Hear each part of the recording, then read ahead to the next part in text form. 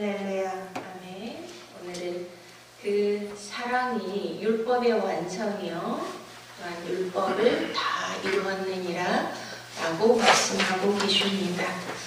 네, 이번 이 말씀에 지금 사랑의 빛 외에는 아무에게든지 아무 빛도 지지 말라라고 권면하고 있습니다.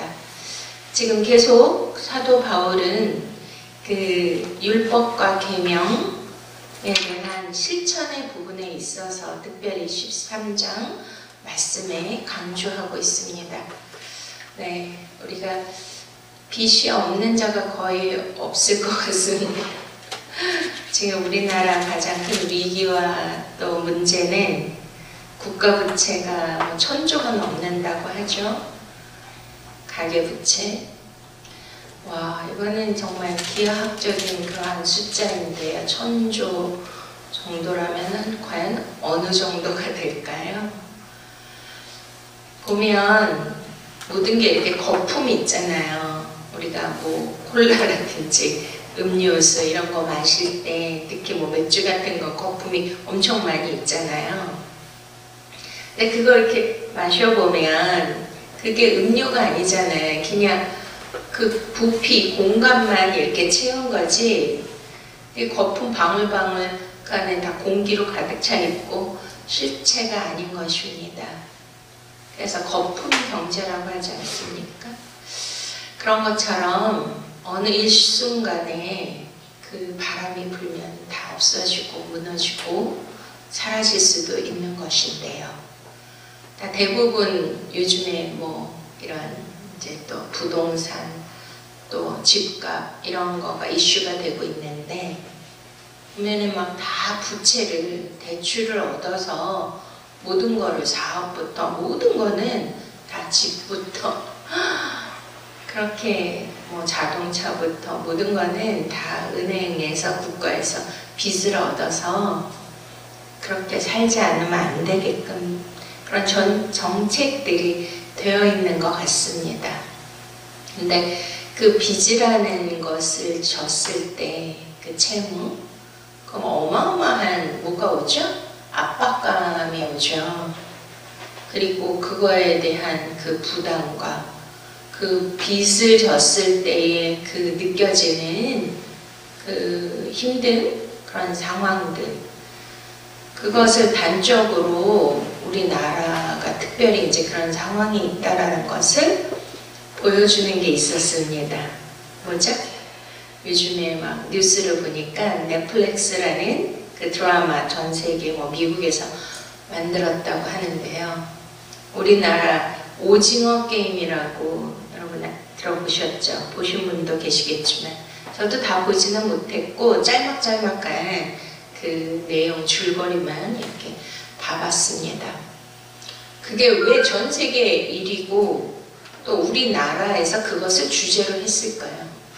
그 내용이 뭐냐면 부채, 빚을 진 거예요.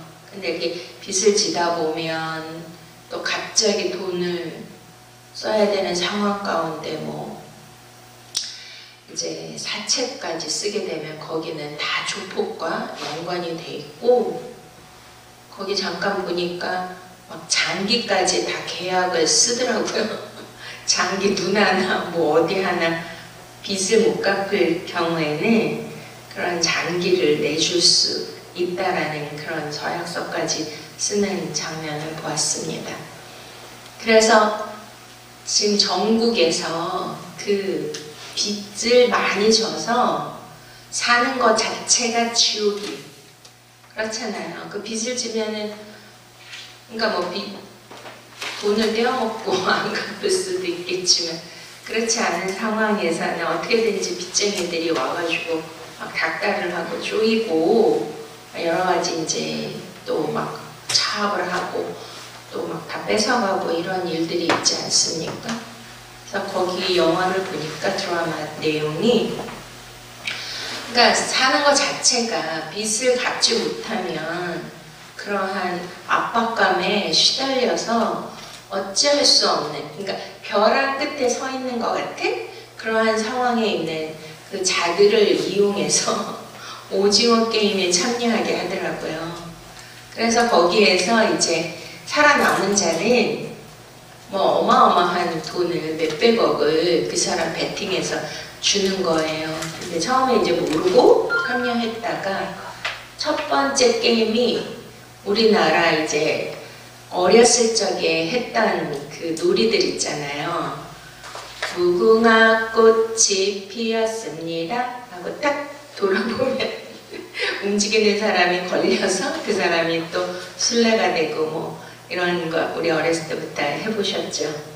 그런 거부터 뭐 뽑기, 요즘에 뽑기 되게 유행인데 별 모양 막 우산 모양에서 막 바늘로 긁어서 그게 나오면 되는 거고, 아무튼 어렸을 적에 우리가 해봤던 그러한 놀이를 통하여서 거기에서 걸리거나 탈락된 자는 그냥 탈락되는 걸로 끝나면 좋은데 다 죽이는 거예요. 막 집단 살인, 살육이 일어나는 막. 그래서 이거는 너무 수위가 높아서 우리나라에서 만들 수가 없었다고 KBS에서 누가 그랬다고 하더라고요. 그러니까 그 정도로 그것이 전 세계에 이류가 되고 인기가 있고 우리나라에서 그거를 심도 있게 만들었다는 그 자체가 지금 그 빚이라는 것이 이 국민 전체가 떠안고 있는 압박감과 부담이라는 것을 증명하고 있지 않습니까? 그런 거에 의해서 모든 프레임을 뭘로 끌고 가죠? 돈이면 다다. 돈이 지배하는 세상. 돈이 권력이고 돈이 능력이고 돈 자체가 행복의 조건이고 모든 문제 해결에 돈이면 다라는 것을 보여주고 있는 것이 아닌가. 거기에는 눈물도 피도 없고 형제도 부모도 없는 것이고요. 그리고 생존 경쟁, 서바이벌 게임이라는 거죠. 살아남기 위해서는 남을 짓밟아야 되고 남을 이용해야 되고 남을 죽여야 되는 그러한 사회. 그거를 보면서 많은 것을 생각하게 합니다. 참 끔찍하다.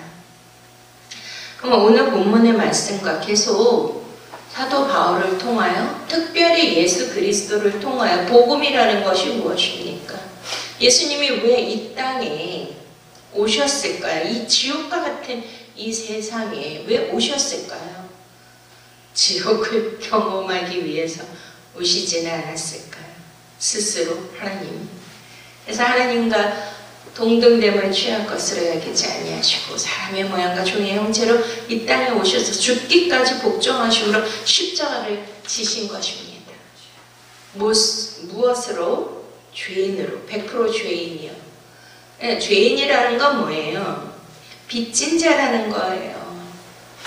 무엇이든지 어떠하든지 모든 것에 다 빚을 진 자는 죄인이죠. 지금 이해가 되십니까? 그래서 예수님은 모든 것을, 인간의 모든 아픔과 모든 상황과 모든 문제를 히브리서에 보면 다 그것을 어떻게 하신 분이라고요? 다 치유하신 분이에요. 몸으로, 그 영혼으로, 우리가 느끼는 감성과 우리의 그 마음으로도 그 영혼 깊이 몸으로 채찍에 맞으시고 가시면류관을 쓰시고 대못에 박히시고 조롱과 멸시와 버림을 받으시면서 인간들이 겪을 수 있는 모든 아픔과 고통, 그 빚에 대한 압박감과 그 부담까지도 죄에 대한 그 빚진 자는 다른 또 뭐와 비교될 수 있을까요? 죄책감. 예를 들어서 그런 말이 있잖아요. 그 도둑이 재발절인다. 그리고 빚진 자, 죄인은 막 쫓겨다니고 막 도망다니잖아요. 그럼 밤에 편히 쉬거나 잘 수 있습니까? 없습니까? 없잖아요. 너무 불안하니까. 막 악몽을 꾸게 되고 잠도 못 자고 그냥 끊임없이 거기에 시달리는 거예요. 그것이 산 것이 아닙니다. 그러니까 죄책감이라는 거는 누가 주신 거죠? 하나님이 주신 거예요. 얼마나 무서워요. 남들은 모르지만 자신은 알잖아요. 자기가 우리가 하나님 앞에 얼마나 죄인이며 또 남들에게 얼마나 피해를, 얼마나 잘못을 끼쳤는지 그것이 빚을 진 자인 것입니다. 저는 그렇게 생각을 합니다. 그래서 빚진 자는 발을 뻗고 못 자고 죄인은 그 죄책감 때문에 차라리 죄가 들키고 그래서 자수하는 거예요. 그래서 차라리 감옥에서는 어떻게 한다? 발을 뻗고 편히 잘 수 있다고 하지 않습니까? 지금 우리는 이러한 현실, 우리나라에 처해져 있는, 우리나라 국민 모두가 느끼고 있는 이러한 정신적 부담감과 고통, 이것에 하나님은 성경을 통하여 답을 주고 계시는 줄로 믿습니다. 저와 여러분이 여기서 freedom, 할렐루야, 자유하시기를 원합니다. 피차 사랑의 빚 외에는 아무에게든지 아무 빚도 짓지 말라. 남을 사랑하는 자는 율법을 다 이루었느니라. 근데 이 말씀은 너무 거룩하고 좋은 말씀인데 이게 현실적인 말씀일까요? 아닐까요? 비현실적이죠. 빚을 안 질 수가 없잖아요. 아무에게도 아무것도 지지 말라. 아무에게나 누구에게든지 어떠한 빚도 지지 말라라고 말씀하고 있습니다.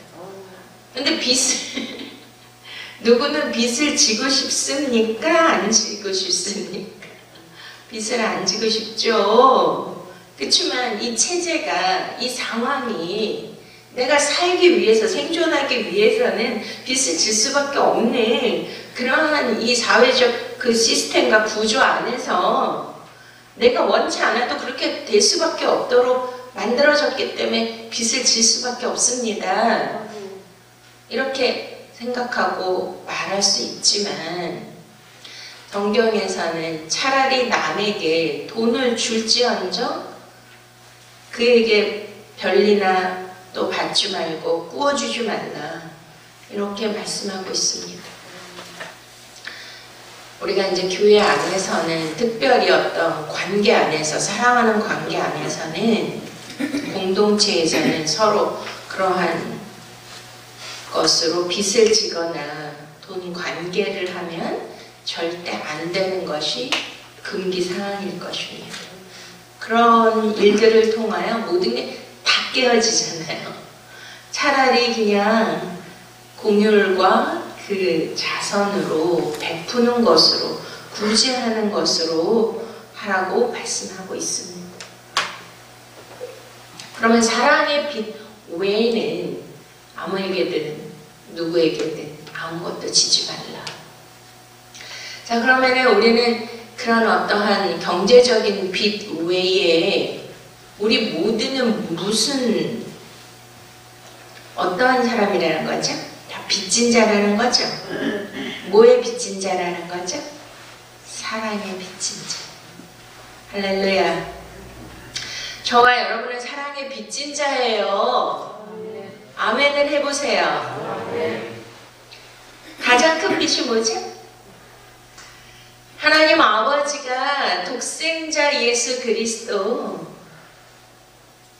당신이며 당신 자신의 아들인 그 하나님 자신이 내려오셔서 우리의 모든 부채를, 죄까지도 모든 것을 다 누가 가져가셨어요? 예수님이 가져가시고 그분이 빚을 다 청산해 주셨습니다. 구속이라는 게 뭐죠? 옛날에 노예제도가 있었잖아요.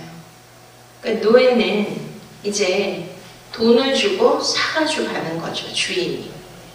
그럼 그 노예가 해방되고 자유함을 얻으려면 누군가 그 돈을 대신 지불을 해줘야 자유함을 얻게 되는 것입니다. 그래서 우리는 다 빚진 자예요. 다 죄인이에요. 의인 없나니 하나도 없고 전적 부패 타락한 자들인데, 거기에서 우리를 구원해 주시고 구속해 주실 분. 근데 누가 우리를 사갔죠? 아담과 하와 때 옛뱀이 등장해서, 요한계시록에는 옛뱀이 사단과 마귀라고도 한다. 사단 마귀에게 우리는 하나님께 불순종함으로써 그의 말을 따른 것에 대한 대가. 그래서 이 세상 임금이라고 합니다. 마귀를. 그럼 마귀 이 세상 임금의 통치와 지배 아래 노예가 된 거죠. 죄의 노예. 이해가 되십니까? 거기에서 구원을 받아야지만 우리는 우리의 영혼이 자유함을 얻게 되고 하나님이 주시는 영생의 생명을 얻게 되는 줄 믿으십니까? 그렇게 하기 위하여 예수님은 우리의 모든 죄의 빚을 다 탕감해 주시고 거기에서 예수 그리스도가 다 죄인으로서 십자가에서 죽으셨습니다. 그러니 그 사랑을 받은 자가 누구예요? 저요. 저와 여러분인 줄 믿으십니까? 아멘. 그러니까 저와 여러분들이 다 뭐예요? 100% 예수 그리스도 하나님 아버지에게 사랑의 빚을 진 자예요. 근데 이 빚이 우리가 알고 있는 그 빚 때문에 막 잠을 못 자고 빚진 자로서 고통스럽고 막 부담되고 압박감이 오고 막 이 빚을 어떻게 갚아야 되나 막 두려워하고 염려하고 이럽니까? 아니면은 내가 빚진 거 맞나? 그거조차도 알지도 못하고 사는 분들이 대부분이지 않을까 그런 생각을 합니다. 자, 우리가 이제 또 한번 말씀을 보시면 9절에 가늠하지 말라, 살인하지 말라, 도적질하지 말라, 탐내지 말라 한 것과 그 외에 다른 계명이 있을지라도 내 이웃을 내 자신과 같이 사랑하라 하신 그 말씀 가운데 다 들었느니라. 할렐루야. 자, 이것은 이제 율법이죠. 10계명 중에 6가지는 이제 하나님께 대한 거고 인간과 인간 사이에서 일어날 수 있는 관계 안에서 일어날 수 있는 이 4가지 이것을 이제 우리가 이 계명을 우리가 또 그 외에 613가지의 계명이 있어요. 유대인들에게는 그것이 있을지라도 내 이웃을 내 자신과 같이 사랑하라 하신 그 말씀 가운데 이 모든 계명이 다 들어있느니라. 아멘? 그래서 이해하시겠습니까? 그러니까 그런 거죠.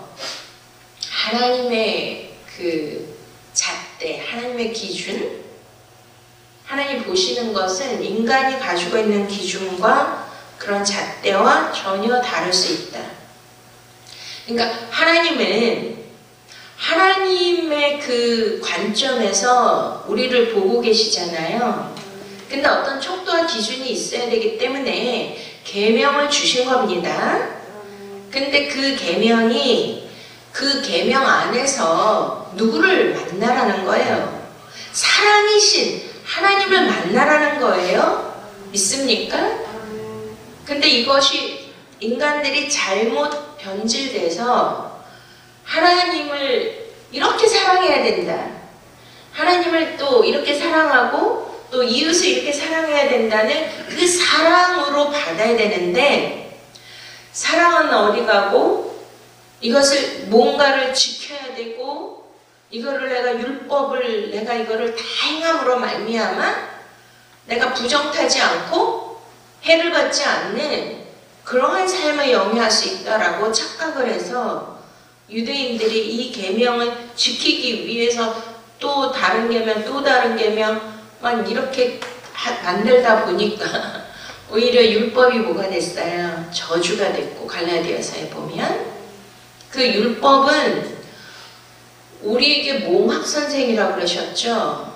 왜요? 몽학선생이라는 것은 옛날에 노예들이 이제 초등학교나 이런 본 학교를 들어갈 때까지 뭐 이제 예를 들어서 아프리카나 우리가 이제 이렇게 잘 살지 못하는 빈민한 나라에 선교사님들이 많이 파송되어 있는데요. 그런데 한번 가보시면 집 안에 그 본토인들이 종이 5~6명이 있다는 거예요. 그러니까 황제같이 산다는 거예요. 그러니까 부엌일 하는 사람, 뭐 청소하는 사람, 자동차 운전하는 사람, 정원 가꾸는 사람, 아이 봐주는 사람 뭐 이런 식으로. 그러니까 그 아이를 봐주고 초등학교 때까지 데려다주고 하는 그 역할을 맡은 자가 바로 몽학 선생인데요. 율법은 바로 우리가 이 예수 그리스도 하나님의 참 사랑을 알게 하는 데까지 입구까지 인도해주는 역할, 가이드 역할을 해주는 거지 그것 자체를 지켰다고 우리가 구원받을 수가 없는 것입니다. 그거를 다 완벽하게 지켜야 되는데 우리가 로마서에서 분명하게 말씀하시는 건 뭐예요? 복음이라는 건 우리가 그 613가지 그 계명을 철저하게 100% 지킬 수가 없다라는 거예요. 오직 예수 그리스도만이 의인이고 그분만이 율법의 완성이고 믿습니까? 그런데 우리는 그거를 지킬 수 없기 때문에 누가 필요한 거야? 하나님의 공율과 사랑이 필요하고 예수 그리스도의 계속의 은혜가 필요한 것인 줄로 믿으십니까? 아멘. 그것을 깨닫는 거죠. 율법은 우리가 철저한 죄인이고 우리는 그렇게 완전할 수가 없다. 우리는 연약한 자이고 하나님의 사랑과 그 공율과 그 은혜를 받을 수밖에 없는 그러한 자들이라는 것을 철저하게 깨닫고 그분을 의지하고 그분을 붙들고 그분 사랑 안에 우리가 들어가라는 뜻입니다. 자, 그러면 내 이웃을 내 몸과 같이 사랑하라. 우리가 여기 이걸 이제 찾아줬으니까 우리 한번 읽겠습니다. 갈라디아서 2장 16절 사람이 의롭게 되는 것을 율법의 행위에서 난 것이 아니요 오직 예수 그리스도를 믿음으로 말미암는 줄 아는 거로 우리도 그리스도 예수를 믿나니 이는 우리가 율법의 행위에서가 아니고 그리스도를 믿음으로써 의롭다함을 얻으려 함이라. 율법의 행위로서 의롭다함을 얻을 육체가 없느니라. 할렐루야. 왜냐면 예수 그리스도만이 의예요. 그러니까 우리는 의인 없나니 아무도 없고 우리 스스로 의를 만들 수도 없고 의를 가질 수가 없는 존재로 하나님 우리를 이미 만들어 놓으신 거죠. 그래서 우리에게는 예수 그리스도 의가 필요한 거고 그분과 연합, 유니언 크라이스트 그분 안에 들어갔을 때 할렐루야 그분을 믿음으로 말미암아 의롭다함을 얻게 되는 건데 그것이 바로 칭의입니다. 의롭다함을 얻는 것이죠. 할렐루야. 자, 그래서 우리가 여기에서 말씀이 이제 내 이웃을 내 자신과 같이 사랑하라 하신 그 말씀 가운데 다 들었느니라 이렇게 말씀하십니다. 그런데 이제 이 말씀이 우리가 어디에 있냐면 우리가 먼저 우리가 레위기를 한번 보시겠습니다. 자, 레위기 19장 18절 원수를 갚지 말며 동포를 원망하지 말며 내 이웃 사랑하기를 네 자신과 같이 사랑하라. 나는 여호와니라. 내 이웃을 내 몸과 같이 사랑하라.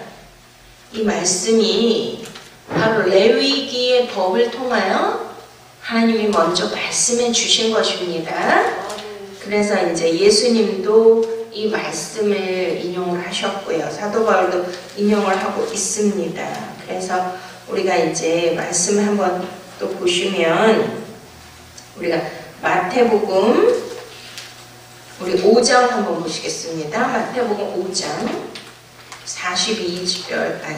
43절 한번 읽겠습니다. 마태복음 5장 43절 또 내 이웃을 사랑하고 내 원수를 미워하라 하였다는 것을 너희가 들었으나 나는 너희에게 이르노니 너희 원수를 사랑하며 너희를 핍박하는 자를 위하여 기도하라. 그 다음에 이같이 앉아 하늘에 계신 너희 아버지 아들이 드리니 이는 하나님 그 해를 악인과 선인에게 비추게 하시며 비를 의로운 자와 불의한 자에게 내리우심이니라. 아멘. 할렐루야. 아멘. 자, 그러면 내 이웃은 여러분 내 이웃을 내 몸과 같이 사랑하라고 하셨죠? 자, 그러면 우리는 무엇을 알아야 될까요? 이웃이 누군가를 알아야 되겠죠. 이웃의 범위를 우리가 알아야 되겠죠. 그래야 우리가 아 여기까지 하면 되는구나 라고 이해할 수 있지 않겠습니까? 자, 내 이웃이 누구일까요? 한번 옆에 보세요. 여기 안에 들어와 계신 여러분들이 다 이웃이죠. 가장 가까이 지금 있는. 또 가장 가까운 이웃은 또 우리 가족 패밀리겠죠. 우리의 혈육. 그리고 교회 안에 있는 지체들. 또 내가 아는 그리고 지인들, 친구들. 이런 범위가 있을 것입니다.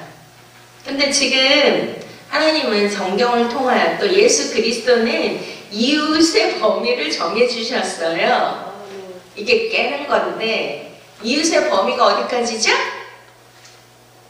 내 원수를 사랑하라. 자, 그럼 이웃이 어디까지예요?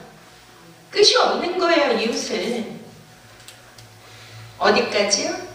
절대 사랑할 수 없고 절대 용납할 수 없고 절대 받아들일 수 없고 절대 내가 그 자만은 절대 안 된다 라는 그 경계선, 인간이 가지고 있는 어떤 경계선을 하나님은 다 무너뜨리고 어디까지? 원수까지 사랑해야 된다. 원수가 내 이웃이다. 이게 이해가 돼요? 아멘을 하시지만 실질적으로 이게 돼요? 아무래도 뭐 손양원 목사님 사랑의 원자탄 이야기를 해드렸습니다만 참 그런 분들은 몇 프로 안 되는 거고 뭐 이렇게 성이 군자라는 그런 말도 있잖아요. 또 자기 의를 드러내기 위해서 뭐 그렇게 또 정치적으로 보이기 위해서 그런 원수도 포용하고 사랑하고 또 막 겉으로 그렇게 할 수 있어요. 그렇지만 가장 중요한 거는 우리의 중심을 내면을 꿰뚫고 보고 계시는 하나님 앞에 정말 내 이웃, 그 원수까지도 사랑하는 마음을 가질 수 있느냐. 근데 저는 또 이런 생각을 해봅니다. 여러분들이 여러분 자신을 너무 사랑하시고 너무 아끼고 너무 존중하십니까? 그거를 또 잘못되면 그게 약간 변질되거나 왜곡되면 나르시시스트가 돼요. 자기 애, 그것은 하나의 또 정서 장애 환자입니다. 요즘에 나르시시스트가 되게 많거든요. 자기가 최고고 자기를 위해서 모든 걸 희생시키고 자기 중심적인 자기 사랑. 그게 아니라 또 반대로 뭐예요? 자존감이 너무 낮은 사람이 많죠. 자기 비하. 그러니까 이게 참 어려운 건데 근데 또 하나는 또 아까 우리가 죄책감 얘기를 했는데 어떨 때는 내가 나를 용서하지 못하는 그런 게 있어요? 없어요? 그런 경우 있죠. 내가 나를 용서하지 못해. 내가 나를 봐도 이건 아니야. 정말 나를 미워해. 나라는 존재, 나라는 실체, 나라는 사람의 행동과 언어와 했던 모든 지금까지 해왔던 거 이런 것들을 볼 때 너무 만족하고 너무 막 자기 자신이 기특하고 좋고 자기 평가를 훌륭하게 하는 사람이 많이 있을까요?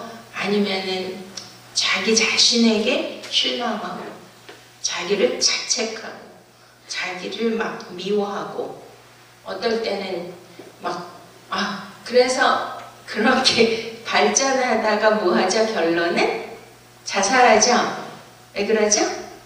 자기를 사랑하고 자기를 인정하고 자기를 존중했다면 자살할까요? 아니면 자기 자신이 자기를 버리는 거죠. 그리고 놔버리는 거고. 그럼 자기가 뭐예요? 원수인 거예요. 내 안에 원수가 다른 이웃이 원수가 될 수도 있지만 가장 친근한 이웃은 누구죠? 내 자아예요. 나 자신. 근데 어제는 이제 제가 막 기도하는 가운데 성령님이 찾아오셨어요. 그래서 참 오랜만에 진정한 회개를 눈물을 흘리면서 하나님 앞에 드렸는데 그러고 보니까 모든 게 제 잘못인 거예요. 근데 이거를 이제 포장하고 이것을 이제 정당화하고 나는 이렇게 하나님 앞에서 했고 남에게 이렇게 했다 라고 이제 생각을 하고 나는 피해자다 라고 이제 생각을 거의 많이 하고 사는 편이죠. 그렇게 또 산다고 생각하고 있었으니까. 근데 이제 영 안에서 깊이 내 자신을 들여다봤을 때는 그 모든 것의 동기부여나 그런 거를 할 수밖에 없는 원인 제공은 바로 나를 통해서 일어난 거구나. 그러니까 예를 들면 우리 자녀들이 그때 이제 우리 자녀들하고 같이 밥을 먹고 또 우리 아들들은 이제 뭐 이렇게 맥주를 한 잔씩 하면서 같이 이제 대화를 나누는데 이제 뭐 분위기가 무르익으니까 옛날 얘기도 하고 막 이렇게 됐는데 엄마에 대한 상처, 아빠에 대한 상처가 되게 많은 거예요. 근데 이제 저는 저 자신은 하나님을 위해서 또 그때 이제 사모님이었고 그러니까 전적으로 그냥 교회와 남편 목사님에게 전적 희생, 전적 봉사 그런 중심으로 살았는데 아이들을 돌보지 못했던 거죠.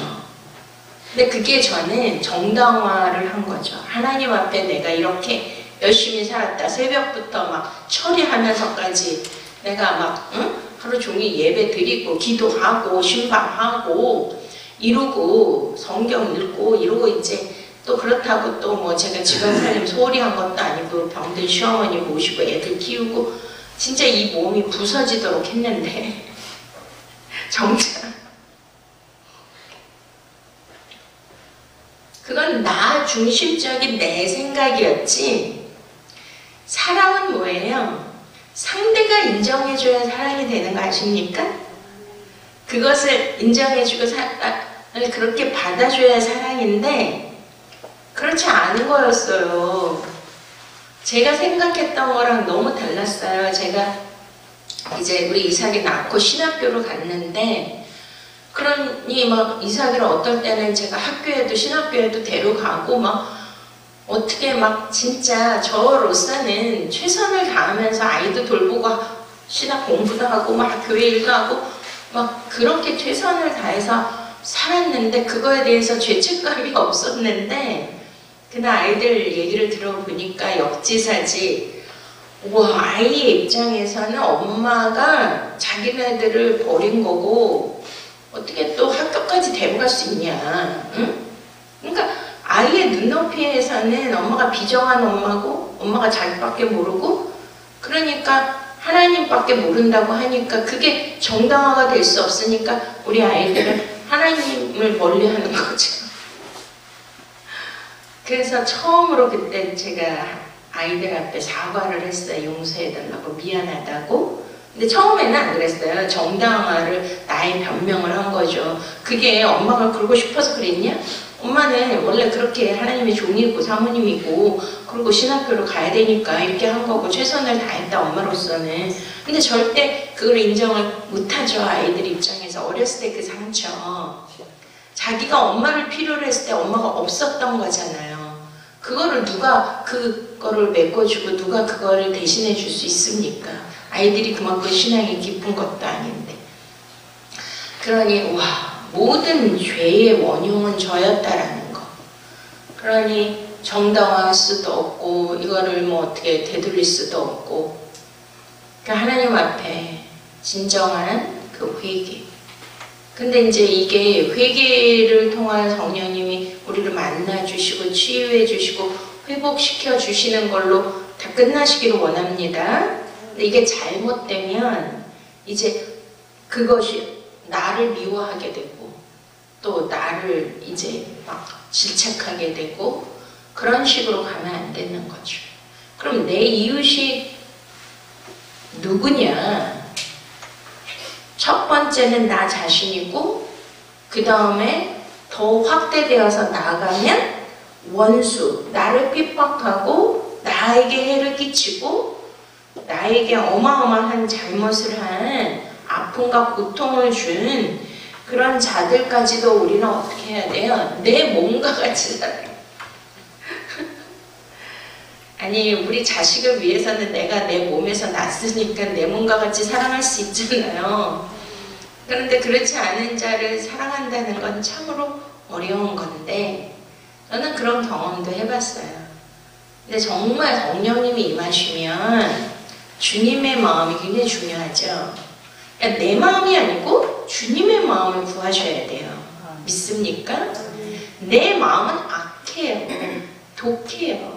이기주의예요. 그러나 주님의 마음이 나를 사로잡으면 주님의 시선, 주님의 관점, 주님의 평가, 주님의 마음으로 모든 사람을 보게 되고 사물을 보게 되고 그 영혼을 볼 수 있는 그 영적인 주님의 마음이 저는 원수까지도 사랑할 수 있는 은혜가 그때 올 수 있다는 것을 체험하게 하셨습니다. 그래서 항상 이거는 내 마음이 아니야. 내 마음이 아니야. 막 이런 때가 굉장히 많거든요. 그러니까 어떻게 저렇게 나에게 악하게 하고 독하게 하는데 끊임없이 저는 그를 위하여 다가가고 뭔가를 해드리려고 하고 사랑을 베풀려고 하고 섬기려고 하는 그게 진짜 그냥은 안 되는 건데 주님의 마음이 들어오니까 그게 가능해진다는 거죠. 할렐루야. 그러니 우리가 원수를 내 힘과 내 의지로 사랑하려고 하지 마세요. 우리 자신은 할 수 없어요. 인간으로서. 그러나 주님의 마음이 성령님의 감동과 기름 부음이 오시면 다 가능해집니다. 할렐루야. 그럼 믿으세요. 그리고 이제 누가복음 10장을 한번 우리가 보시겠습니다. 예수님이 그 내 이웃에 대하여 또 정리해 주신 게 있는데요. 자, 누가복음 10장 25절. 어떤 율법사가 일어나 예수를 시험하여 가로되 선생님 내가 무엇을 하여 영생을 얻으리까? 예수께서 이르시되 율법에 무엇이라 기록되었으면 네가 어떻게 읽느냐? 대답하여 가로되 내 마음을 다하며 목숨을 다하며 힘을 다하며 뜻을 다하여 주 너의 하나님을 사랑하고 또한 내 이웃을 내 몸과 같이 사랑하라 하였나이다. 아멘. 자, 여기까지. 자, 아까도 말씀하셨죠. 내 이웃을 내 몸과 같이 사랑하라는 그 말에 다 율법에 맞춤이 되고 율법을 다 이루었다. 그 계명도 그 안에 다 들어있다. 말씀하시죠. 그럼 우리가 막 가늠하자, 거짓 증거하자, 도둑질 하지만 근데 그게 뭐 진짜 우리가 뭐 도둑질 한 적도 없고 그런 거 다 지켰습니다. 그게 아니라 성경은 우리가 그러한 음란한 눈으로 여자를 보기만 해도 가늠한 것이고 형제를 미워만 해도 살인한 것이고 탐심도 그게 이미 다 죄를 진 거잖아요.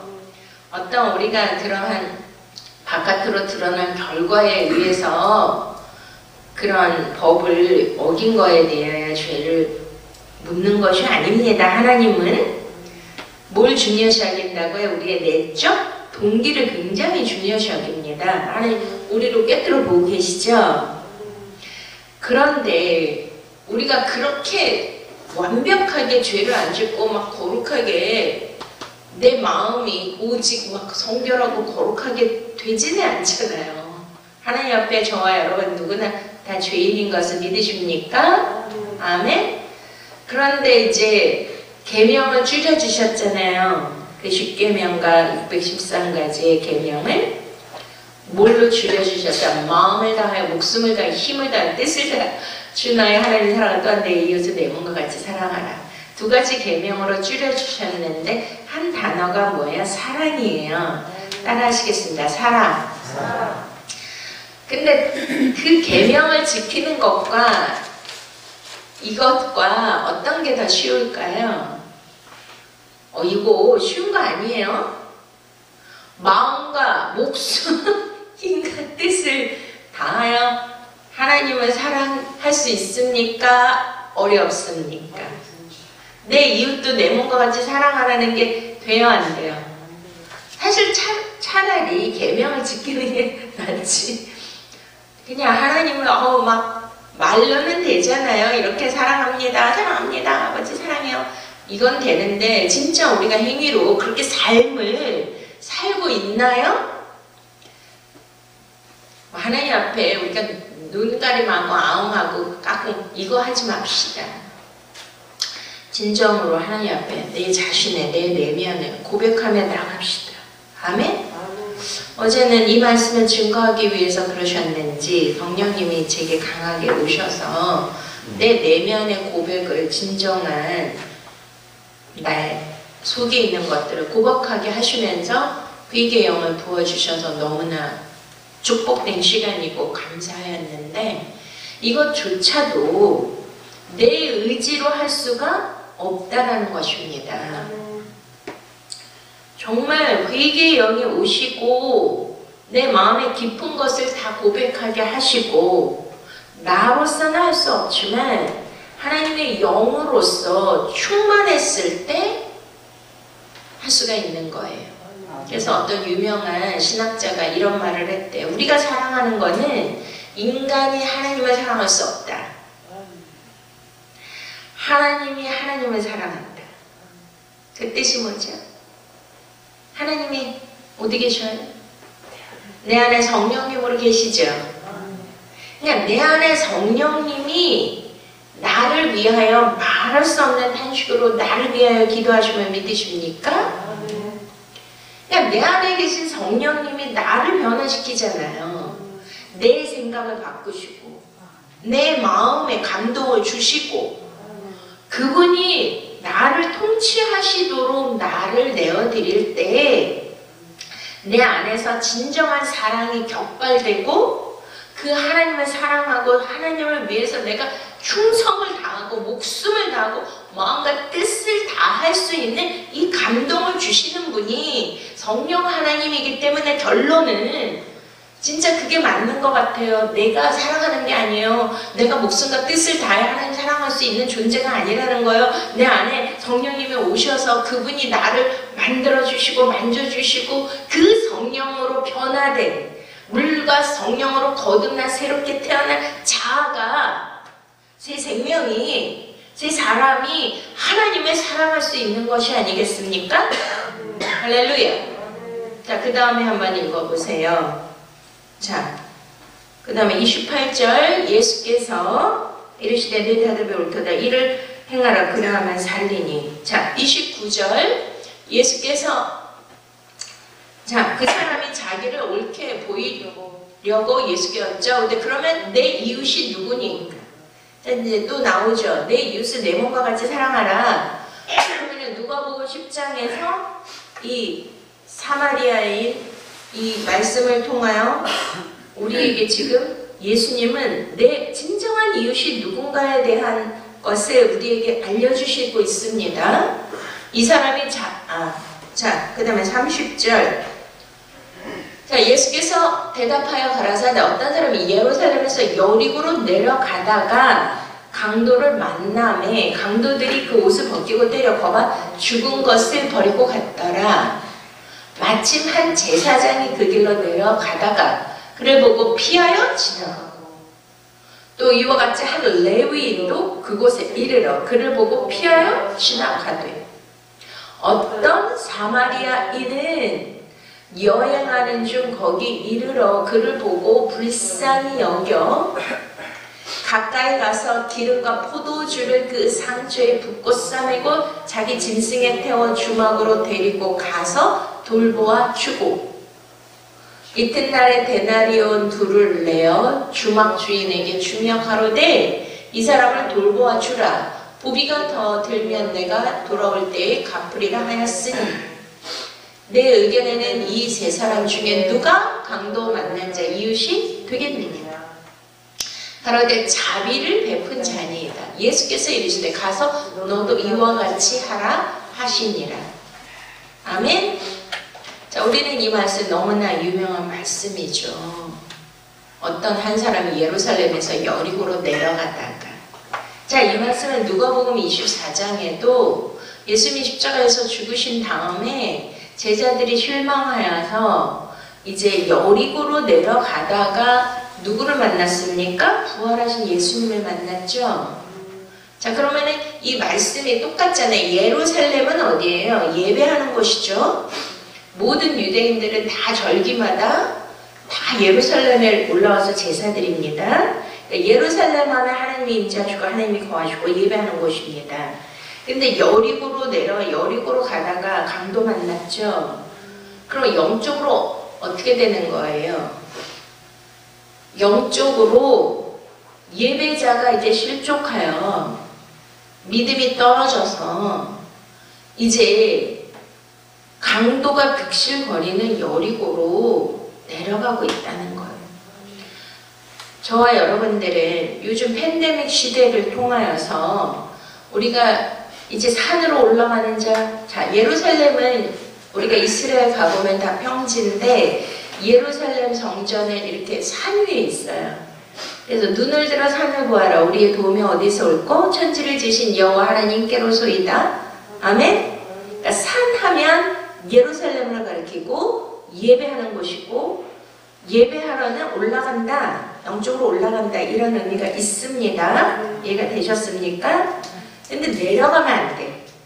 실족하는 거야. 너희는 침륜에 빠지지도 말고 뒤로 돌아보지도 말고 후패하지도 말고 내려가면 안 됩니다. 영적으로 우리는 계속 예배하는 자가 되셔야 됩니다. 믿습니까? 근데 이제 살다 보면 막 침체기가 있고 이런 막 굴곡이 있잖아요. 내려갔다 올라갔다. 근데 지금은 마지막 때이기 때문에 이기는 자만 하나님이 쓰시는 거 믿으십니까? 이기는 자만 구원하시기 때문에 절대 내려가시면 안 돼요. 절대 실족하시면 안 돼. 그러면 어떻게 된다? 강도 만나요. 지금 이해가 되세요? 근데 여기에서 중요한 거는 제사장도 이 강도 만난 사람을 버려두고 레위인도 버려뒀어. 제사장은 남을 도와야 되고 남을 살려야 되는 그러한 영적 리더고 그러잖아요. 하나님의 일을 수종드는. 근데 구약에서는 자, 대제사장이나 제사장이나 레위인은 성전에서 일하는 사람들이죠. 근데 성전의 규율은 굉장히 까다롭습니다. 예를 들어서 막 어떤 흰옷을 입어야 되고 또 성소에 들어가기 위해서는 그 앞에 물두멍이 있죠. 그 물두멍에 뭘 해야 되냐면 수족을 씻어야 돼. 수족을 씻지 않으면 죽어요. 하나님이 죽여. 그러니까 그 정도로 무서운 거야. 그게 다 뭐냐면 성결 예식이거든요. 근데 레위기를 보면 시체를 만지거나 또 그런 피 흘리는 자를 만지면 뭐해요? 부정을 타는 거야. 그러면 하나님의 거룩한 예식을 수행할 수가 없습니다. 그러니 제사장과 레위인이 긍휼과 사랑이 없어서 이 강도 만진 사람을 버려두고 간 것이 아니고 사실은 그런 맥락에서 볼 때는 이들이 옳은 일을 함한 거죠. 하나님 앞에 제사 드리는 게 더 중요하니까. 근데 예수님이 오셔서 이러한 법도 율례를 다 깨신 분이 바로 예수님이에요. 근데 여기에 마침 또 누가 지나갔어요? 사마리아인이. 근데 우리가 요한복음 4장에 보면 예수님이 사마리아 여인, 수가성 여인에게 일부러 가시잖아요. 갈릴리로 가실 때 거기에 제자들이 이제 사마리아를 통과해야 빨리 가는데 거기 말씀에 뭐라 그러냐면 유대인들은 사마리아인들과 상종치 아니하밀라.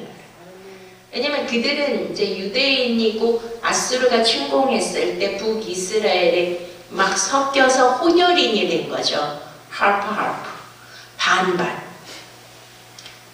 그러니 그 혼혈인들은 굉장히 배타적이잖아요. 유대인들은. 그러니까 자기 민족과 동족으로 여기지 않고 더러운 이방인으로 취급을 한단 말이에요. 그러니 그 사마리아인이 지금 지나가다가 이 강도 맞아서 거반 죽게 된 자를, 그러니까 사마리아인은 누구죠? 이방인이에요. 근데 강도 맞은 자를 어떻게 했어요? 데려다가 자비를 베풀고 어떻게 했어요? 자, 한번 보시기 바랍니다. 불쌍히 여겨 가까이 가서 기름과 포도주를 그 상처에 붓고 싸매고 자기 짐승에 태워 주먹으로 데리고 가서 돌보아 주니라. 자, 이때 당시 기름과 포도주는 그 나그네들에게는 굉장히 중요한 거고, 또 실생활에서 가장 중요한 것이 기름과 포도주입니다. 근데 영적으로 이제 기름과 포도주 우리가 다 아시잖아요. 그런데 이제 이것을 이제 우리 여기 약사님도 계시는데 이 상처가 나면 막 부패하잖아요. 균이 들어가니까.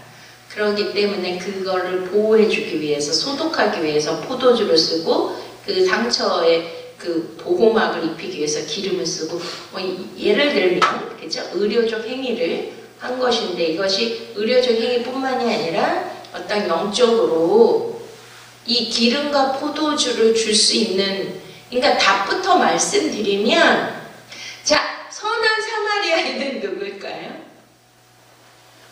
예수 그리스도십니다. 그러면 예수 그리스도는 이방인일까요? 유대인일까요? 원래 유대인이죠? 근데 예수님은 어떻게 해서 십자가에 버렸죠? 그리고 내 동족, 내가 우리 고향에서 머리 둘 곳이 없다 그러고 그들은 그를 버린 거예요.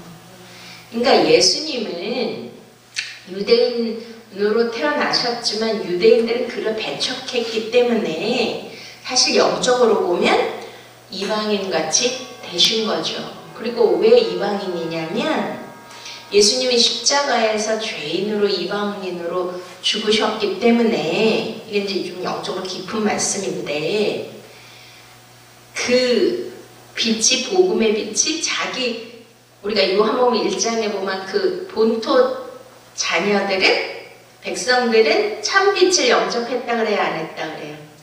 영접하지 않았습니다, 유대인들은. 근데 예수님이 이방인 죄인으로서 돌아가셨습니다. 할렐루야. 그랬기 때문에 예수님이 돌아가시고 성령이 오시고 뭐가 생겼어요? 교회가 생긴 거예요. 교회라는 거는 유대인은 교회가 아니에요. 예수 그리스도를 통하여 그 빛, 참 빛을, 복음을 받아들인 자들이 교회인 거예요. 근데 그 복음이 어디로 갔어요? 로마서에서 10장, 11장 계속 말씀하시죠? 이방인에게로 넘어갔습니다.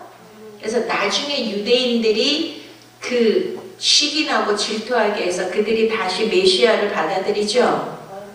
이게 조금 이제 어려운 말씀이지만 이제 잘 이해를 하셔야 돼요. 진정한 이웃은 누구예요? 진정한 선한 분은 우리에게 자비를 베푸신 분은 아까 첫 번째 얘기했죠. 사랑의 빛 외에는 지지 말라. 진짜 사랑의 빛을 우리가 사랑의 빛을 누구에게 졌어요? 예수 그리스도에게 졌습니다. 믿습니까? 그러니 여기에서 선한 사마리아인이 뭘 가졌어요? 기름과 포도주. 예수님은 누구예요? 기름 부음 받은 자, 메시아, 그리스도. 그게 기름을 가지고 있는 자리니까요. 지금 이해가 되셨죠? 포도주는 뭐예요? 우리가 가나 혼인 잔치를 통하여 물이 변하여 포도주가 되시죠. 예수님은 포도주는 성령을 상징합니다. 새술. 그리고 우리 예수님은 그 포도주를 가지시고 뭐라 그러셨죠? 이거는 나의 언약의 피니라. 어린 양의 피로 우리가 구원을 받고 죄 씻음을 받는 것을 믿으십니까? 네. 우리의 모든 지금까지 태어나면서 지금까지의 모든 상처, 아픔, 우리도 누구예요? 강도 맞은 자예요. 강도 안 맞으신 분. 여러분들은 세상에서 테러 받고 강도 맞고 다 그런 거예요. 그런 거 더 많죠. 예수님 믿고 막 더 부자 되고 이런 사람도 있지만 예수님 믿고 과거에 잘 나갔다 하는데 그거 다 없어지고 친구도 다 떠나고 진짜 그런 분들 많잖아요. 그 뭐예요? 강도 맞은 거라니까요. 이해가 되세요? 예? 근데 강도를 만났기 때문에 누굴 만났어요? 선한 사마리아인을 만난 거죠. 우리가 가지고 있는 그 여태까지 모든 상처를 누가 씻어주셔야 돼요? 선한 사마리아인. 예수 그리스도가 우리 모든 상처를 지금 포도주와 기름으로 씻어내고 닦아주고 계심을 믿으십니까? 은혜가 되시죠? 자, 그런데 여기 보세요. 상처에 묶어 싸매고 자기 짐승에 태워 주막으로 데려가 가서 돌보아 주니라. 자, 그 이튿날 그가 주막 주인에게 데나리온 둘을 내어주며 이르되 이 사람을 돌보아 주라. 비용이 덜 들면 내가 돌아올 때 갚아주리라. 자, 예수님은 아까 얘기했잖아요. 구속자. 구속자는 뭐예요? 돈을 주고 노예를 사야 그에게 자유를 줄 수 있는 거죠. 예수님은 어린 양의 피로써 우리를 사서 우리를 구원해 주신 거예요. 믿습니까? 근데 지금은 우리가 사는 곳은 어디라고 지금 성경에서 비유적으로 말씀하고 있습니까? 자, 주막은 우리가 완전히 거처하고 우리가 거주하는 정착하는 집이에요. 잠깐 쉬었다 가는 곳이에요. 이해가 되셨어요? 그 우리가 살고 있는 지금 현실, 현 세상, 우리 인생에서 지금 살고 있는 곳이 뭐와 같다? 주막.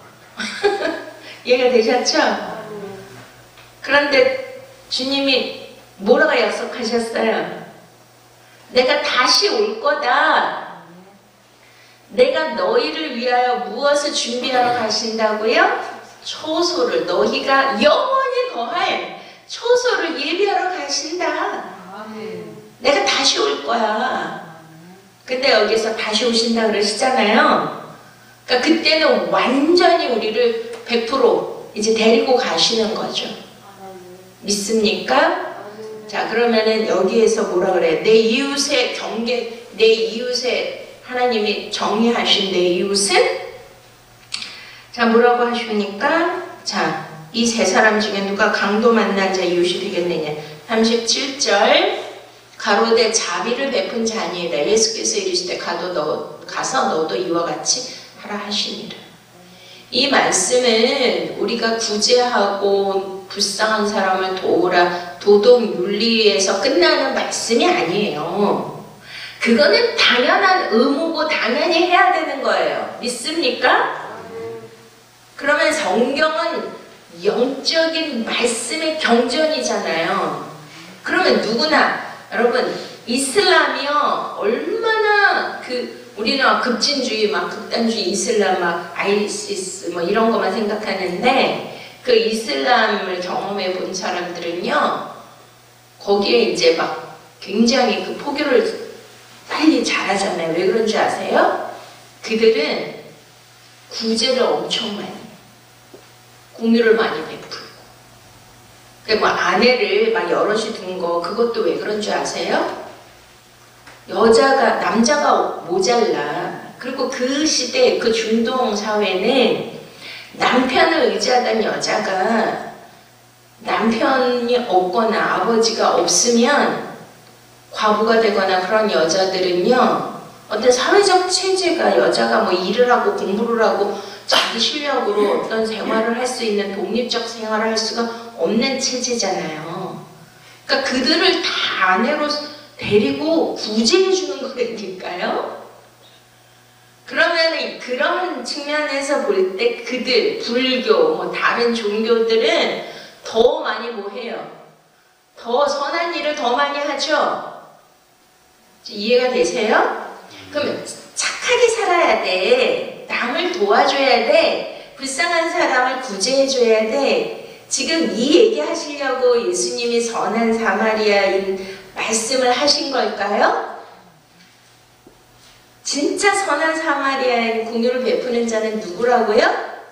예수 그리스도이시죠. 그럼 너도 이와 같이 하라는 건 뭐예요? 다 우리가 상처받은 사람, 죽어가는 영혼이에요. 그들에게 뭘 전해줘야 돼? 예수 그리스도, 복음, 진리를 전해줘야 그들을 구원할 수 있죠. 그것이 진짜 선한 일이고 선한 사마리아인이에요. 지금 이해가 되셨습니까? 아멘.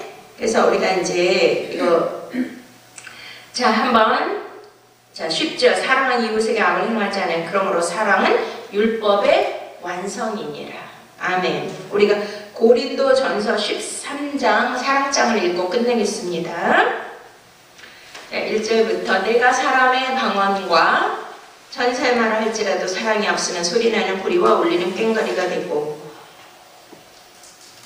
자, 같이 읽겠습니다. 내가 예언하는 능이 있어. 같이 읽으세요. 비밀과 모든 지식을 알고 또 산을 옮길 만한 모든 믿음이 있을지라도 사랑이 없으면 내가 아무것도 아니요. 내가 내게 있는 모든 것으로 부지하고 또 내 몸을 불사르게 내어줄지라도 사랑이 없으면 내가 아무 유익이 없느니라.